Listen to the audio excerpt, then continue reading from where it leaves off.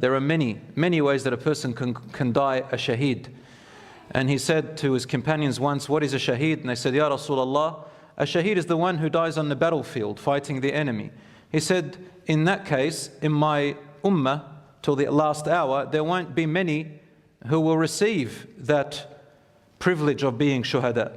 And they said, Ya Rasulullah, what are they then, if it's not that? He said, that is one, but the other one is the person who dies, gets killed defending their property themselves, their family, their land, a person who dies drowning, and a person who dies from a terminal illness called ta'un. And there are other types of shaheeds. He counted about 10 or 11. Whoever has 1 or 2 children who have died, then they will be intercessors for them on the Day of Judgment. And he also said, whoever dies or is killed defending themselves or their property or their family or their land or their religion, then it is a form of martyrdom.